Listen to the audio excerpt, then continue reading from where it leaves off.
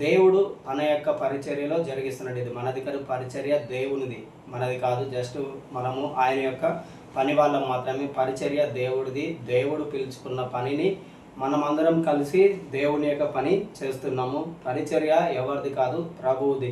దేవుని యొక్క వాక్యంలో ఉంటుంది. అపోస్తుల కార్యములు 20వ అధ్యాయంలో ప్రభు తన స్వరక్తం ఇచ్చి సంపాదించిన సంఘము దేవునిది. సో దేవుని యొక్క సంఘంలో మనమందరము కేవలము ఆయన యొక్క పని వాళ్ళము మాత్రమే. సో ఎవరైతే దేవుని యొక్క మాట విని ప్రభు సేవను జరిగిస్తారో వారు, సో సేవ అంటే ఏం లేదురా, సేవ అంటే దేవుని యొక్క స్వరము విని చేసేది సేవ. మనంతటా మనము చేసేది సేవ కాదు, అది మన యొక్క బ్రతుకు పోరాటం కొరకు చేసేటటువంటి పని మాత్రమే. కానీ సేవ అంటే దేవుని యొక్క స్వరము విని చేసేది సేవ. చాలామంది గొప్ప దైవ సేవకులు ఏం చెప్పారంటే, చాలామంది సేవకులు వస్తున్నారు కానీ చాలామంది వారి యొక్క సొంత ప్రయత్నం చేత సేవ చేసేవాళ్ళు చాలామంది ఉన్నారు. దేవుని స్వరం విని పరిచర్య చేసేవాళ్ళు చాలా కొద్ది మందే ఉన్నారని చాలా గొప్ప గొప్ప దైవ సేవకులు చెప్పినటువంటి ఈ మాట. సో మనమందరము ప్రభు ఇచ్చిన పరిచర్యని సో మనం జాగ్రత్తగా, పౌలు ఆర్కిఫ్కు చెప్తుంటాడు. కొలస్సీ పత్రిక 4వ అధ్యాయం 17వ వచనంలో, ఆర్కిప్పు ప్రభు వలన పొందిన పరిచర్యను నువ్వు చేయటకు చాలా జాగ్రత్తగా ఉండుమని దేవుని యొక్క వాక్యంలో ఉంటుంది. ఒకసారి మీరు చదవండిరా. కొలస్సీలకు రాసిన పత్రిక 4వ అధ్యాయము 17వ వచనం. ఎవరైనా తీసిన వాళ్ళు చదవండి, లేదంటే నేనైనా చదవండి ఎవరైనా. మరియు ప్రభువునందు నీకు అప్పగింపబడిన పరిచర్యను నెరవేర్చుటకు దానిని గూర్చి జాగ్రత్త పడమని అర్కిప్పతో చెప్పుడి. ఏ విషయంలో మనం జాగ్రత్తగా ఉండాలంటే, దేవుడు నిన్ను ఏ పరిచర్యకైతే పిలిచి ఉన్నాడో, ఒకవేళ మనం విజ్ఞాపన చేసే పరిచర్య, one of the most important పరిచర్య సంఘంలో ఏంటిదంటే విజ్ఞాపన పరిచర్య. This is the highest ministry. Yesu ప్రభు ఇప్పటికీ తన తండ్రి ఎదుట అనేకుల కొరకు, ఎబ్రీ పత్రిక 7వ అధ్యాయములో ఉంటుంది, 7వ అధ్యాయం 21వ వచనం అనుకుంటా. సో ఎబ్రీ పత్రికలో యేసు ప్రభు ఇప్పటికీ కూడా తన యొద్దకు వస్తున్న వారందరి కొరకు ఆయన విజ్ఞాపన చేస్తున్నాడు. It is the highest ministry. అన్ని పరిచర్యల కంటే కూడా విజ్ఞాపన పరిచర్య అనేది చాలా హయ్యెస్ట్, ఉన్నతమైనది. ఈ పిలుపు కొరకు మీరు పిలువబడ్డారంటే you are the greatest people అన్నమాట. సో ఇక్కడ ఆర్కిప్పు అన్న దగ్గర పుట్ యువర్ నేమ్, మీ పేరు పెట్టుకొని చదవండి బైబిల్. దేవుడు మనకు చెప్తున్నాడు, ప్రభువునందు నీకు అప్పగింపబడిన పరిచర్యను. దేవుడు మనకి ఏదైతే పరిచర్య ఇస్తాడో, పరిచర్యలు నానా విధములుగా ఉంటాయి. సంఘములో పరిచర్యలు నానా విధములుగా ఉంటాయి. కానీ మనకు దేవుడు ఏదైతే పరిచర్య ఇస్తాడో ఆ పరిచర్యని మనం జాగ్రత్తగా చేయాలి. నేనే ఎందుకు చేయాలి అనేది ఎప్పుడు కూడా మన యొక్క నోటికి రాకూడదు. అది ఎలాంటి వాళ్ళు, బుద్ధి లేని వాళ్ళు చెప్పేటటువంటి మాట. దేవుని యొక్క పరిచర్య నేను అని అనుకోవద్దు. ప్రభు పని ఇది. ప్రభు కొరకు నువ్వు చేస్తున్నావు, ఏ మనిషి కొరకు, ఏ వ్యక్తి కొరకు నువ్వు చేయట్లేవు. అదేవిధంగా మన యొక్క ఈ యొక్క మీటింగ్లో ఒకరు వస్తున్నారా, ఇద్దరు వస్తున్నారని ఎప్పుడు కూడా చూడకండి. ఇది ప్రభువుదని నువ్వు అనుకుంటే, ప్రభు పరిచర్య చేయడానికి నీకు ఒకరు వచ్చినా నువ్వు జాయిన్ కా, ఇద్దరు వచ్చినా జాయిన్ కండి, చేయండి. దానికి తగిన ఫలము ప్రభువు మనకు అనుగ్రహిస్తాడు. ఇదే 3వ అధ్యాయంలో మీరు 23వ వచనంలో చదవచ్చు. 3వ అధ్యాయము 23వ వచనంలో ఒకసారి చదవండి. కొలస్సీ 3:23.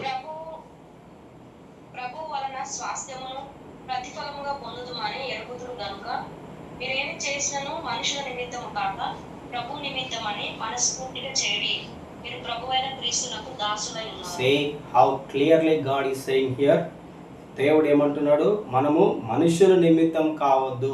ఏ పని చేసినా ప్రభు పరిచర్యలో, లోకంలో నువ్వు ఏ పని చేసినా లోకం కొరకు చేస్తావు. ఉద్యోగం చేసినా మన ఇంటి కొరకు చేసుకుంటాము, ప్రభుత్వంలో పనిచేసినా అది ప్రభుత్వం కొరకు చేస్తాము. కానీ ప్రభు పరిచర్య మాత్రమే ఎవరి కొరకు చేయము, దేవుని కొరకు చేస్తాము. దేవుడు దానికి నీకు ప్రతిఫలం ఇస్తాడు. ఈ లోకంలో మనం ఏదైనా పని చేస్తే దానికి తగినంత వేతనము మనం పని చేసిన దగ్గర మనకు దొరుకుతుంది. కానీ ప్రభు సంఘంలో మాత్రమే ఇంకెక్కడ నీకు లభించినటువంటి స్వాస్థ్యము ప్రభువు దగ్గర నుంచి నువ్వు పొందుకుంటావు. నువ్వు ఈ లోకంలో ఎక్కడ కష్టపడ్డా దానికి తగిన వేతనం అనేది వారి దగ్గర నుంచి ఆశిస్తావు. కానీ దేవుని యొక్క మందిరంలో మాత్రమే దేవుడు నీకు ఇచ్చేటటువంటి స్వాస్థ్యము, దేవుని పని చేస్తే మాత్రమే అది మనకు ప్రభు నుండి వస్తుంది. కనుక మనం ఏ పని చేసినా అరే నేనే ఎందుకు చేయాలి, ఇది మనుషుల కొరకు, వాళ్ళు చేయట్లేరు, వీళ్ళు చేయట్లేరు, నేనెందుకు చేయాలని ఎప్పుడు కూడా మనం హెసిటేట్ కాకూడదు, నిరుత్సాహపడకూడదు. ఎవరు వచ్చినా, ఎవరు రాకపోయినా, ఎవరు చేసినా చేయకపోయినా ఇది నేను దేవుని కొరకు చేస్తున్నాననే మంచి మనసాక్షి నీకుంటే నువ్వు ఏ పని చేసినా దేవుడు నిన్ను చిన్న పని చేసినా ఆశీర్వదిస్తాడు. నాకు ఒక గొప్ప దైవ సేవకుడు తెలుసు, ఆయనది కేరళ. కానీ కేరళ నుండి దేవుడు తమిళనాడు ప్రాంతంలోనికి పంపించినాడు. సో ఆయనని నేను ఎంతో ప్రేమించడానికి, ఆయనకి ఎంతో కొన్నిసార్లు, చాలాసార్లు కాదు, కొన్ని సమయంలోనే నేను అతనికి పరిచర్య కూడా చేసినాను. సో ఎంత గొప్ప దైవ సేవకుడు అంటే తనకు ఒక 5 6 7 అనుకుంటా మేబీ. సో చిల్డ్రన్స్ ఉన్నారు, వాళ్ళ చిన్న ఆయన గొప్ప దైవ సేవకుడు. ఆయనకు అసలు ఎంత గొప్ప దైవ సేవకుడు అంటే చాలా కొన్ని వేల మందిని, కొన్ని లక్షల మందిని ఆయన సంఘం కలిగి ఉన్నాడు. నాకు ఆశ్చర్యపోయిన విషయం ఏంటిదంటే ఒక దగ్గరికి మీటింగ్కి వెళ్తే తన యొక్క చిన్న కుమార్తె మనం ఏదైతే కింద పడేసి తినేసి Received 22 rupees on Google Pay for business. చదవము, నేను ఇంత గొప్ప దైవ సేవకుని కుమార్తెను అనుకోకుండా ఆమె వచ్చి ఎర్లీ మార్నింగ్ అన్నీ తీసేస్తున్నది. నాకు అసలు మైండ్ బ్లాక్ అయిపోయింది తన యొక్క పరిచర్యను చూసి. తనకు అసలు ఎవరు చెప్పలేదు, ఎవరు చేయమని చెప్పలేదు. ఆమె అంటున్నది ప్రభు పనికి నాకెవరు చెప్పాలి, నాకెందుకు చెప్పాలి, ఎవరు వచ్చి నాకెందుకు చెప్పాలి, ఇది నా పని అని తను చేస్తున్నది. సో అది నన్ను హిట్ చేసేసింది ఆమె యొక్క వన్ వర్డ్. అందుకనే ఇక్కడ దేవుని యొక్క వాక్యం లేకున్నది, ప్రభు పని నీకు అప్పగింపబడింది. ఆ పరిచర్యని మనమందరం నెరవేర్చాలంటే తప్పకుండా రెగ్యులర్గా నువ్వు దేవుని యొక్క స్వరము వినేటటువంటి అనుభవం నీకున్నప్పుడు మాత్రమే ఇది నాది, నేను చేయాల్సిన పని అని మనము బాధ్యత కలిగి ఆ పని చేస్తాము. ఒకవేళ నేనెందుకు చేయాలి లోకంలో అట్లా అనుకుంటే ఎప్పుడు కూడా మనము ప్రభు యొక్క పనిలో మనం ముందుకు వెళ్ళలేము. సో ఎందుకు నేను ఈ వర్డ్స్ చెప్పినానో నాకు తెలియదు. సో మరి ఎవరికైనా సో దేవుడు ఈ యొక్క ఆశీర్వాదమును వారికి ఇవ్వాలనుకుంటే దేవుడు తప్పకుండా వారి జీవితంలో ఈ ఆశీర్వాదమును వాళ్ళు పొందుకోగలుగుతారు. ఈ సమయంలో మనము ప్రకటన గ్రంథము 5వ అధ్యాయమును మనము ధ్యానించుకుందాము. ప్రకటన గ్రంథంలో మనము 4వ అధ్యాయమునే ఏదైతే నేను మీకు ఆ యొక్క సన్నివేశమును మనం గమనించినామో అదే సన్నివేశం ఇక్కడ 5వ అధ్యాయంలో కంటిన్యూ అవుతుంటుంది. 4వ అధ్యాయంలో ఏదైతే మనం కంప్లీట్ చేసుకున్నామో అదే సన్నివేశము ఎక్కడ యోహాను ఏదైతే పరలోకంలో చూస్తున్నాడో అదే విషయం ఇక్కడ కంటిన్యూస్గా ఆయన చూస్తున్నటువంటి సన్నివేశముని ఇక్కడ మనం ఈ యొక్క 5వ అధ్యాయంలో చదువుతాం. నేను మీకు ముందుగానే చెప్పినాను 4, 5 అధ్యాయములు పరలోకంలో జరిగేటటువంటి సంగతులు ఇవి. పరలోకంలో జరుగుతున్నటువంటి సంగతులను మనం చూస్తున్నాం. ఇప్పుడు 5వ అధ్యాయం 1 నుంచి 6 వచనముల వరకు. సో మీలో ఎవరైనా ఒకరు చాలా స్పష్టంగా, త్వరగా, వేగంగా తీసి చదవాల్సిందిగా ప్రభునామంలో నేను మీకు తెలియజేస్తున్నాను. మరియు లోపటను వెలుపటను వ్రాత కలిగి 7 ముద్రలు గట్టిగా వేసి ఉన్న ఒక గ్రంథము సింహాసనమందు ఆసీనుడై ఉండు వాని కుడి చేత చూచితిని. మరియు దాని ముద్రలు తీసి ఆ గ్రంథమును విప్పుటకు యోగ్యుడైన వాడెవడని బలిష్ఠుడైన ఒక దేవదూత బిగ్గరగా ప్రవచింపగా చూచితిని. అయితే పరలోకమందు గాని భూమి మీద గాని భూమి కింద గాని ఆ గ్రంథమును విప్పుటకైనను చూచుటకైనను ఎవరికి శక్తి లేకపోయాను. ఆ గ్రంథం విప్పుటకైనను చూచుటకైనను యువకుడెవడను కనబడనందున నేను బహుగా ఏడ్చుచుండగా ఆ పెద్దలలో ఒకడు ఏడవకుము, ఇదిగో దావీదుకు చిగురైన యూదా గోత్రపు సింహము 7 ముద్రలను తీసి ఆ గ్రంథమును విప్పుటకై జయము పొందెనని నాతో చెప్పాను. మరియు ఆ సింహాసనములను ఆ 4 జీవులకును పెద్దలకును మధ్యను వధింపబడినట్లుండిన గొర్రెపిల్ల నిలిచియుట చూచితిని. ఆ గొర్రెపిల్లకు 7 కొమ్ములను 7 కన్నులను ఉండెను. ఆ కన్నులు భూమి అంతటికి పంపబడిన దేవుని 7 ఆత్మలు. ఆమేన్. Praise the Lord. దేవుడు ఈ వాక్యముని దీవించి ఆశీర్వదించును గాక. మనం జాగ్రత్తగా గమనించండి. మనము కనుక ప్రకటన గ్రంథముని మనకు స్పష్టంగా అర్థం చేసుకోవాలనుకుంటే మీరు ఫస్ట్ ఆఫ్ ఆల్ జకర్యా గ్రంథముని అదేవిధంగా దానియేలు గ్రంథంని జాగ్రత్తగా చదవండి. దానియేలు గ్రంథంలో ప్రత్యేకంగా 7వ అధ్యాయం నుంచి చాలా స్పష్టంగా మీరు చదవండి. 7వ అధ్యాయం నుంచి 1 నుంచి 6 అధ్యాయంల వరకు వారి యొక్క వ్యక్తిగత జీవితంలో కనిపించేవి మనం అక్కడ చూస్తాం. దానియేలు గ్రంథంలో 7వ అధ్యాయం నుంచి మాత్రము అతడు దర్శనములను చూస్తాడు. ఆ దర్శనములు అనేవి చాలా ప్రత్యేకమైనవి. అంత్యకాలంలో జరిగేటటువంటి విషయములను గురించి దానియేలు ప్రవచిస్తుంటాడు. అవి మనకు చాలా స్పష్టంగా మన యొక్క మైండ్లో ఈ ప్రకటన గ్రంథం అనేది అర్థం కావడానికి మన యొక్క మనసులో ఆ వాక్యములను నిలుపుకోవాలి. అదేవిధంగా జకరియా గ్రంథమును కూడా జకరియా గ్రంథం అంతా కూడా దేవదూతలను గురించి, యేసుక్రీస్తుని గురించి, అదేవిధంగా 2 సాక్షుల గురించి చాలా విషయములు జకరియా గ్రంథంలో అన్ని ప్రవచన రూపకముగా అక్కడ ఆయనకు కళలు దర్శనములు కలిగినటువంటి ఆ యొక్క ప్రత్యక్షత గ్రంథము. దానిని కూడా మీరు 1వ అధ్యాయం నుంచి చాలా జాగ్రత్తగా మీరు చదవాలి. అవి మన యొక్క మనసులో ఉండాలి. ఈ ప్రకటన గ్రంథము మనకు అర్థం కావడానికి కొన్ని విషయములను నేను మీకు జ్ఞాపకం చేస్తాను. చూడండి, ఇక్కడ దేవుని యొక్క వాక్యంలో ఇది మొట్టమొదటిగా ఇవి పరలోకంలో ఉన్నటువంటి విషయములు. మనము సంఘము పరలోకంలోనికి వెళ్ళిన తర్వాతకి దేవుని ఎదుట దేవుని యొక్క సంఘము నిలబడి ఉండినప్పుడు కొన్ని సంగతులు అనేవి ఇక్కడ చూస్తుంటాం. మనము 6వ అధ్యాయం నుంచి చూసినట్లయితే శ్రమలు కనిపిస్తుంటాయి. సంఘం ఎత్తబడిన తర్వాతకి భూమి మీద శ్రమలు అనేవి ఉంటాయి. ఇక్కడ సంఘం అనేది పరలోకంలోనికి లేదంటే దేవుని యొద్దకు నడిపించబడిన తర్వాతకి, లేదంటే పరిశుద్ధులు యేసుక్రీస్తు యొద్దకు నడిపించబడిన తర్వాతకి కొన్ని శ్రమలు అనేవి మనం ఈ యొక్క 6వ అధ్యాయం నుంచి భూమి మీద కలగబోయేటటువంటి శ్రమలను చూస్తాము. కానీ కొందరు కొన్ని విధానాలుగా చెప్తుంటారు. మీకు ఏ విధంగా అర్థమైతే ఆ విధంగా ఈ యొక్క ప్రకటన గ్రంథంలో ఉన్నటువంటి ఈ యొక్క విషయములను అర్థం చేసుకోవడానికి ప్రయత్నం చేయండి. ఏదేమైనప్పటికీ మనమందరము ప్రభువు వద్దకు చేరుతాము. ప్రభువు వద్దకు చేరిన తర్వాతకి తీర్పు అనేది కంపల్సరీ ఉంటుంది. కొంతమందికి భూమి మీద తీర్పు జరుగుతుంది, 7 ఏళ్ల శ్రమకాలం అంటాము. అదేవిధంగా కొంతమందికి భూమి అంతా చాప చుట్టివేయబడిన తర్వాతకి అంతిమ తీర్పు అనేది ఉంటుంది. అదే 2వ మరణము, నిత్య నరకాగ్నిగుండం అనేది అక్కడ మనం గమనిస్తుంటాము. ఏది ఏమైనప్పటికీ మనందరికి తెలిసిన విషయం ఏంటిదంటే శ్రమలు అనేవి కంపల్సరీ ఉన్నవి. కానీ ఈ భూమి మీద మనం క్రైస్తవులంగా దేవుని కొరకు శ్రమపడి నమ్మకం ఎవరైతే ఉంటారో వారు పరలోకంలోనికి కొనుక్కోబడతారు. పరలోకంలో కొనుక్కోబడిన తర్వాత మనకు సంతోషం ఉంటుంది, సమాధానం ఉంటుంది. కానీ ఇక్కడ ప్రకటన గ్రంథం 5వ అధ్యాయంలో చూడండి, ఇక్కడ యోహాను మిక్కిలి దుఃఖముతోటి అడుగుతున్నటువంటి మాటలు ఇవి ఏం చూస్తున్నాం ఇక్కడ?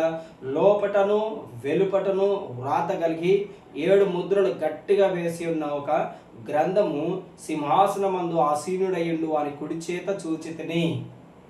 ఆయన క్రింద చూసినట్లయితే ఆయనకు దుఃఖం కలుగుతుంది. అయ్యో, ఈ గ్రంథంను విప్పేవాడు ఎవడు కూడా లేడా అని.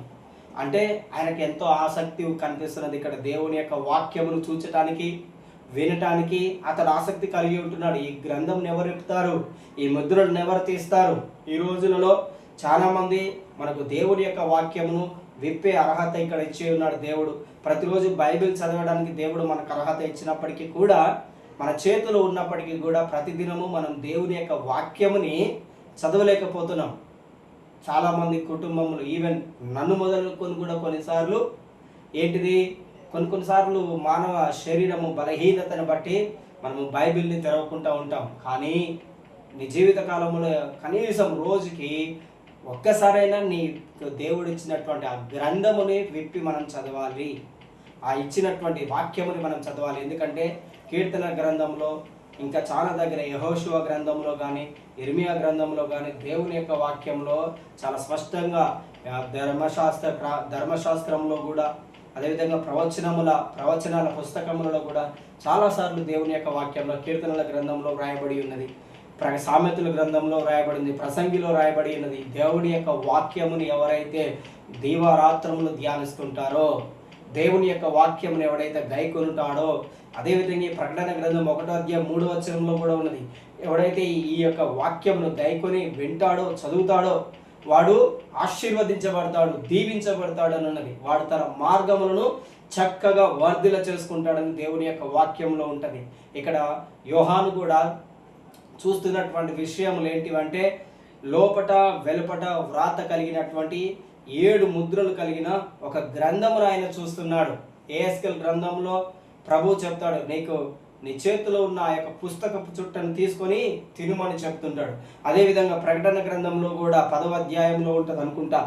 ఇక్కడ యోహాను కూడా దేవుడు చెప్తాడు, అదేవిధంగా నీకు ఇవ్వబడినటువంటి ఆ దేవుని యొక్క దూత చేతిలో ఉన్న పుస్తకమును తీసుకొని తినుము. మనము బైబిల్ని ఆ విధంగా ధ్యానించాలి, మెడిటేషన్ చేసేంతగా, తినేంతగా మనము ధ్యానించాలి. అందుకని ఇక్కడ యోహాను అడుగుతున్నాడు, అయ్యో ఈ యొక్క ముద్రలను ఎవడు తీస్తాడు, ఎవరు విప్పుతారు? ఆయనకు జరగబోయే విషయముల గురించి తెలుసుకోవడం ఎంతో ఆసక్తి. అందుకనే ఈ ప్రకటన గ్రంథమును ఆయన రాయాల్సి వచ్చిందేమో అని అనిపిస్తుంది నాకు. ఆయనకు జరగబోయే విషయములను క్యూరియాసిటీ, నాకు కూడా అత్యధికంగా ఏం జరుగుతుంది, దేవుడు ఏం చేయబోతున్నాడు అనే విషయములను నాకు తెలుసుకోవాలని ఉంటుంది ఫ్రమ్ చైల్డ్హుడ్ నుంచి, చిన్నప్పటి నుంచి. సో అందుకనే దేవుడు ఒకవేళ ఈ విధంగా ఈ రకమైనటువంటి పిలుపు చేతనైనా దేవుడు మన యొక్క ఆసక్తిని బట్టి పిలుస్తూ ఉంటాడు. సో క్యూరియాసిటీ, దేవుని యొక్క కార్యముల విషయంలో మనకు ఆసక్తి ఉండాలి.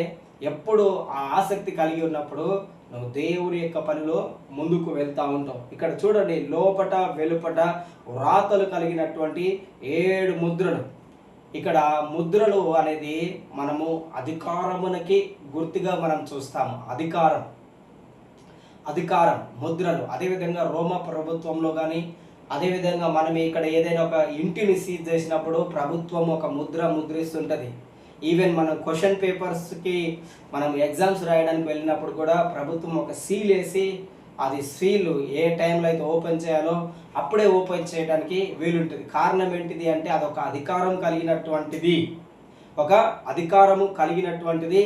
ఎవరు దానిని ఓపెన్ చేయగలుగుతారో, ఎవరికైతే అధికారం ఉంటుందో వాడు మాత్రమే దానిని తీయడానికి వీలుంటుంది.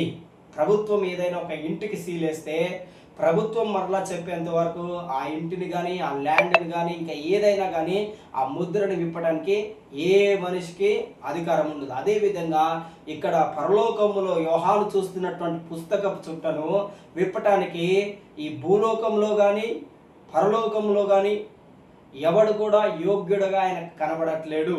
ఈవెన్ ఆదాము సంతానములో పుట్టినటువంటి వాళ్ళు కానీ, అదేవిధంగా ధర్మశాస్త్రమును కలిగినటువంటి వ్యక్తులు కానీ, ప్రవక్తలు కానీ, అపోస్తులు కానీ ఎవరు కూడా ఈ యొక్క ముద్రలని తీయటానికి అధికారం కలిగినటువంటి వ్యక్తి ఎవరు కూడా ఆయనకు అక్కడ కనబడకపోయేసరికి ఎంతో దుఃఖపడుతున్నాడు. ఎవరు తీస్తారు ఈ యొక్క గ్రంథం యొక్క ముద్రలని? గ్రంథము అంటే అధికారం కలిగినటువంటిది. ఈ ముద్రని ఎవడు తీస్తాడు, ఈ అధికారం కలిగినటువంటి వాటిని ఎవడు తీస్తాడని ఆయనకు బహు దుఃఖము కలుగుతున్నది. ఎవరు కూడా తీయలేకపోతున్నాడు. ఆయన ఏడుస్తున్నాడు. పరలోకంలో జరుగుతున్నటువంటి ఈ కార్యములను ఆయన చూస్తున్నాడు, కానీ ఆయనకు జవాబు ఇవ్వడానికి ఎలా వస్తది అనేది ఆయన తెలియట్లేదు. అదే విధంగా నీ జీవితంలో కూడా ముద్రలేసి ఉంటాయి. కొన్ని విషయంలోనికి దేవుడు ముద్రిస్తాడు. నీ జీవితంలో ఏదైనా ఒక కార్యం జరగాలంటే ఆయన ముద్రించి ఉంటాడు. ఆ కార్యం అనేది తెరవబడాలి. అది నీకు తెలియకుండా అనేక సార్లు మనం దుఃఖపడతా ఉంటాం. ప్రసంగి 3వ అధ్యాయం 1వ వచనంలో ఉంటుంది, ప్రతి దానికి సమయం ఉంటుంది. భూమి క్రింద జరిగే ప్రతి పనికి దేవుడు సమయమును నియమించి ఉన్నాడు. దాని సమయంలో అది తప్పకుండా నెరవేర్చబడుతుంది. అదేవిధంగా ఈ ప్రకటన గ్రంథంలో రాయబడినటువంటి ప్రతి విషయమును కూడా దాని సమయములలో దేవుని యొక్క మాటలు అనేవి నెరవేర్చబడతాయి. ఈవెన్ లూకా సువార్త 1వ అధ్యాయంలో ఒక దేవదూత కూడా వచ్చి చెప్తుంటుంది జకర్యాకి, జకర్యాకి కానీ లేదంటే మరియాకి కానీ అనుకుంటా, నేను చెప్పిన మాట దాని సమయంలో అది నెరవేర్చబడుతుంది. ఎంత పవర్ఫుల్గా ఉంటుందో దేవుని యొక్క మాట. నీవు నేను ఆ సమయములను గుర్తించము, నీవు నేను ఆ సమయములను మర్చిపోవచ్చు, మనకు తెలియకపోవచ్చు, కానీ దేవుడు ఒక మాట చెప్పిండంటే ఆ మాట అనేది తగిన కాలంలో తప్పకుండా నెరవేర్చబడుతుంది. ఈవెన్ యెషయా గ్రంథం 60వ అధ్యాయము చివరి వచనంలో మీరు చదవండి, చివరి లైన్ మీరు చదవండి, దేవుని యొక్క వాక్యంలో ఉంటుంది, నేనే ఈ కార్యమును తగిన కాలంలో త్వరపెట్టువాడనని దేవుని యొక్క వాక్యంలో ఉంటుంది. దేవుడే ఏ సమయమైందైతే నీకు నీ జీవితంలో కానీ లేదంటే ఇక్కడ దేవుడు చెప్పినటువంటి వాక్యం ఏదైతే ఉన్నదో ఆయన సమయంలోనే ఈవెన్ అపోస్తులు కూడా యేసు ప్రభువును అడుగుతాడు. మనం అపోస్తుల కార్యములు 1వ అధ్యాయము 7వ వచనంలో చూడవచ్చు. అపోస్తులందరూ యేసు ప్రభు దగ్గరికి వచ్చి అడుగుతారు, రాజ్యం ఇప్పుడు మనదవుతుందా అని అడిగితే, కాలములను తెలుసుకొనుట మన పనిది కాదు, అది తండ్రి యొక్క స్వాధీనంలో ఉన్నది, ఎవరికి తెలియదు అని ఉంటుంది. సో కానీ ప్రతిది కూడా దేవుని యొక్క సమయంలో నెరవేర్చబడుతుంది. ఇక్కడ యోహానుకు కూడా అదే ఇబ్బంది, ఎప్పుడు ఎప్పుడు అని ఆయన యొక్క ఆతురత పడుతూ ఉన్నాడు తెలుసుకోవటానికి. దేవుని యొక్క పని, దేవుని యొక్క కార్యం ఏమున్నది ఆ యొక్క గ్రంథంలో, వెలుపట బయట వ్రాతలు కలిగినటువంటి ఆ గ్రంథంలో ఏమున్నది, ఈ రోజులలో బైబిల్లో ఏమున్నది అని తెలుసుకోవడానికి చాలామందికి ఆసక్తి లేదు. చాలామంది చెప్తుంటే వింటుంటారు కానీ అసలు ఏమున్నది బైబిల్లో, దేవుడు ఎందుకు ఈ యొక్క గ్రంథముని పరిశుద్ధ గ్రంథంగా పిలిచి ఏమి రాసి ఉన్నాడు అనేది తెలుసుకునే ఆసక్తి చాలామందికి లేకుండా పోతున్నది. కానీ ఈ రోజులలో నేను తెలుసుకోవాల్సింది ఏంటంటే దేవుని యొక్క వాక్యంలో దేవుడు మన కొరకు ఏం దాచి ఉన్నాడు, ఏమి పెట్టి ఉన్నాడు, ఆ యొక్క విషయములని మనము గ్రహించాలి. అర్థం చేసుకునేటువంటి వివేచన, ఆ తెలివి, ఆ బుద్ధిని దేవా నాకు దయచేయండి, ఆ ప్రత్యక్షత ఆత్మ కలిగినటువంటి వరమును నాకు అనుగ్రహించమని అడగండి. ఏ వ్యక్తికి అయితే ప్రత్యక్షత ఆత్మ ఉంటుందో, ప్రత్యక్షత వరం అనే ఆత్మ ఉంటుందో ఆ వ్యక్తికి దేవుని యొక్క వాక్యం అనేది చాలా స్పష్టంగా అర్థమవుతుంది. ఏ వ్యక్తికి అయితే బుద్ధి వాక్య వరము, జ్ఞాన వాక్య వరము, ఆత్మల వివేచన వరము ఎవరికైతే ఉంటుందో ఆ వ్యక్తికి దేవుని యొక్క వాక్యము చాలా స్పష్టంగా అర్థమవుతుంది. ఆ వాక్యం ఏంటిదంటే ప్రత్యక్షత కలిగినటువంటి వరము. నేను గడిచిన సండే రోజు నేను ఆత్మ వరములను గురించి చెప్తున్నాను. నేను దాన్ని యూట్యూబ్లో పెడతాను, మీరు అందరూ వినండి. ఈ యొక్క భాషల వరం ఏంటిది, భాషల అర్థం ఏంటిది, ప్రవచన వరం ఏంటిది, సో అదేవిధంగా బుద్ధి వాక్యము, జ్ఞాన వాక్యము, సో ఇవన్నీ నేను చెప్తా ఉన్నాను. మీరు తప్పకుండా వినండి, కనీసము అది మనకు జ్ఞానమైన తెలుస్తుంది. సో దాని గురించి, ఎందుకంటే దేవుని యొక్క వాక్యంలో ఏముందంటే నా జనులు జ్ఞానము లేని వారై నశిస్తున్నారని మనము చదువుతాం. మనము హోషేయ గ్రంథంలో 4వ అధ్యాయంలో ఉంటుంది, మనం జ్ఞానం లేని వారంగా ఉండకూడదు. ఈవెన్ యెషయా గ్రంథం 1వ అధ్యాయంలో కూడా ఉంటుంది, నా జనులు జ్ఞానం లేకుండా ఉంటున్నారు. మనం జ్ఞానం లేని వాళ్ళంగా ఎప్పుడు కూడా ఉండకూడదు. దేవుని యొక్క వాక్యం ఎవరికైతే వస్తుందో వాడు జ్ఞానం కలిగిన వాడుగా ఉంటాడు. దేవుని యొక్క వాక్యం ప్రసంగి గ్రంథంలో ఉంటుంది. ప్రసంగి చెప్తాడు, ఏమంటాడంటే ఎవరికైతే జ్ఞానం ఉంటుందో వాని యొక్క మూర్ఖత్వం తొలగిపోతుంది. జ్ఞానం కలిగినటువంటి వ్యక్తి, ఏ జ్ఞానము, లోక జ్ఞానం కాదు, లోక జ్ఞానం అంతా దయ్యముల జ్ఞానం అయి ఉన్నది. గమనించండి, ఏ వ్యక్తికైనా లోక జ్ఞానం ఉంటే అది దయ్యములది, భూ సంబంధమైనది, ప్రకృతి సంబంధమైనటువంటి జ్ఞానము. అతడు మాట్లాడే మాటలు జ్ఞానంగా కనిపిస్తుంటాయి కానీ అవన్నీ దేవుడు అన్నాడు వ్యర్థమైనవి, వెర్రితనమే, మూర్ఖత్వం కలిగినటువంటిది. ఆ జ్ఞానం అంతా ఒకరికి అన్యాయం చేయటానికి మాత్రమే కానీ న్యాయం చేయటానికి ఎక్కడ కూడా సరిగ్గా వినియోగించరు. అదే ప్రసంగి గ్రంథంలో చెప్తా ఉంటాడు, లోకములో అన్యాయం ఉండాల్సిన దగ్గర దుర్మార్గ క్రియలు జరుగుతూ ఉంటున్నాయి, అదేవిధంగా నీతి ఉండవలసిన దగ్గర దుష్క్రియలు జరుగుతూ ఉన్నాయని దేవుని యొక్క వాక్యంలో ఉన్నది. అంతే ఈ లోక జ్ఞానం అంతా కూడా దుర్మార్గపు పనులు, దుష్ట క్రియలు జరిగించడానికే ఈ లోక జ్ఞానం చాలా వరకు వినియోగిస్తూ ఉంటారు. ఒకవేళ ఈ లోక జ్ఞానం మనకు లేకపోవడం చాలా చాలా మంచిది. ఎందుకంటే నువ్వు దేవుని యొక్క వాక్యానుసారంగా దేవుని యొక్క నీతిని అనుసరించి బ్రతకడానికి అది మనకు ఉపయోగపడుతుంది. ఈ లోక జ్ఞానం ఉంటే దేవుని యొక్క వాక్యంలో, సామెతల గ్రంథంలో కానీ ప్రసంగి గ్రంథంలో మీరు చదవండి, ఒక వ్యక్తిని మోసం చేయటానికే, దుర్మార్గపు పనులు చేయటానికే ఉపయోగిస్తారని దేవుని యొక్క వాక్యంలో ఉంటుంది. కానీ ఎవడైతే జ్ఞానము దేవుని యొద్ద నుంచి పొందుకొని ఉపదేశము అంటే దేవుని యొక్క వాక్యం ఎవడైతే అంగీకరించి ఆ వాక్యము, ఆ జ్ఞానమును దేవుడు అనుగ్రహించినట్టుగా మనం ఉపయోగించినట్లయితే వానిలో ఉన్న మూర్ఖత్వం లేదంటే మోటుతనము తొలగిపోతుంది, అతని యొక్క ముఖము ప్రకాశిస్తుంది అన్న దేవుని యొక్క వాక్యం ఉన్నవానికి వాని యొక్క ముఖము ప్రకాశిస్తుంది. ఈవెన్ పౌలు కూడా చెప్తున్నాడు 2వ కొరింథీ 3వ అధ్యాయం 18వ వచనంలో, మీరు తర్వాతకి చదవండి. 18వ వచనంలో మనము మహిమ నుండి అధిక మహిమను పొందుచు ప్రభు యొక్క మహిమ వలె మనము అద్దము వల్లే ప్రభు యొక్క మహిమను ప్రతిఫలింప చేస్తామని ఉంటుంది. దేవుని యొక్క జ్ఞానం ఇంగ్లీష్లో చాలా స్పష్టంగా ఉంటుంది. ఐ థింక్ తెలుగులో అంత క్లియర్గా ఒకవేళ ఉండకపోవచ్చు. మనం క్రీస్తు యొక్క జ్ఞానమును ప్రకాశింపచేస్తాం. ఈవెన్ 2 కొరింథీ 2వ అధ్యాయము 14వ వచనంలో ఉంటుంది. 14వ వచనంలో చాలా స్పష్టంగా ఉంటుంది. ప్రతి చోట క్రీస్తును గూర్చినటువంటి జ్ఞానం యొక్క సువాసనను నేను వెదజల్లుతాను, విడుదల చేస్తాను. ఏ స్థలములోనికి వెళ్ళినా నీకు ఈ లోక జ్ఞానం కనుక ఒకవేళ లేకపోయినట్లయితే దేవుని యొక్క దైవ జ్ఞానము, పరిశుద్ధాత్మ దేవుడు అనుగ్రహించినటువంటి జ్ఞానం ఉంటే నువ్వు ఎక్కడికి వెళ్ళినా క్రీస్తును గూర్చిన జ్ఞానం యొక్క సువాసనని నువ్వు వెదజల్లుతావు. నువ్వు నుండి ఏమొస్తుంది? మనం ఏదైనా ఒక పర్ఫ్యూమ్ కొనుక్కుంటే ఆ పర్ఫ్యూమ్ యొక్క స్మెల్ కొంతమందికి నచ్చుతుంది, కొంతమందికి నచ్చదు. అదేవిధంగా దేవుని యొక్క సువాసన నువ్వు ఎక్కడికి ప్రజల మధ్యలోకి తీసుకొని వెళ్ళినప్పుడు ఆ యొక్క మాటలు కొంతమందికి వెర్రితనంగా ఉంటాయి, కొంతమందికి మంచిగా ఉంటాయి. అందుకనే పౌలు అంటాడు, వెర్రితనం కలిగిన వారికి మేము వెర్రితనం కలిగిన సువాసనను మేము విడుదల చేస్తున్నాము. అదేవిధంగా ఎవడైతే మా మాటలను అంగీకరిస్తాడో వానికి మేము క్రీస్తు యొక్క సువాసనని విడుదల చేస్తున్నామంటారు. అందుకనే మనము యొక్క చెప్పేటటువంటి మాటలను అందరూ అంగీకరించాల్సిన అవసరం లేదు. అదేవిధంగా నువ్వు వేసుకున్నటువంటి పర్ఫ్యూము అందరికీ నచ్చాల్సిన అవసరం లేదు. కొంతమందికి నచ్చుతుంది, కొంతమందికి నచ్చదు. అంత మాత్రమున నువ్వు ఆ యొక్క స్ప్రే కొట్టుకోవడం మానేయవు, ఆ సెంట్ కొట్టుకోవడం మానేయవు. అదేవిధంగా సువార్త అందరికి నచ్చకపోవచ్చు, కానీ నువ్వు చెప్పడం మాత్రము మానివేయవు. అందరికి నచ్చాలని లేదు, వారి యొక్క విఘ్నత, అది వాళ్ళకు ఇచ్చినటువంటి జ్ఞానం అంతే. కానీ మనం చెప్పడం మాత్రము దేవుడు మనకిచ్చినటువంటి జ్ఞానము.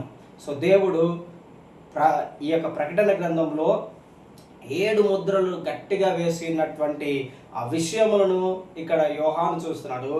మనము ఇదే విషయముని జకర్యా గ్రంథము 5వ అధ్యాయములో 1వ వచనంలో మనం చూడవచ్చు.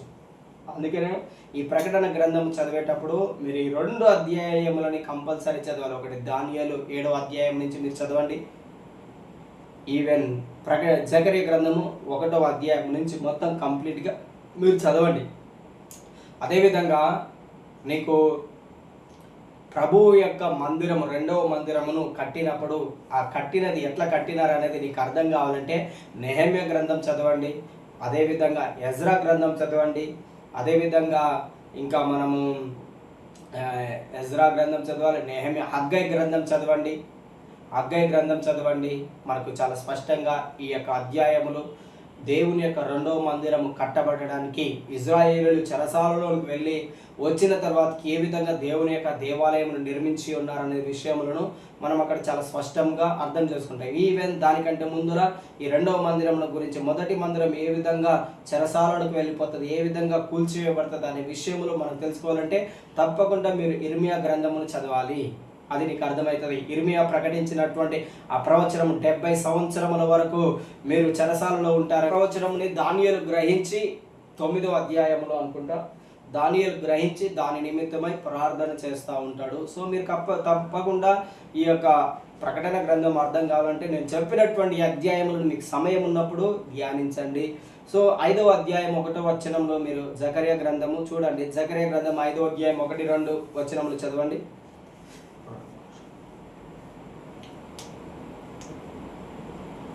జకర్యా గ్రంథము 5వ అధ్యాయము 1-2 వచనములు.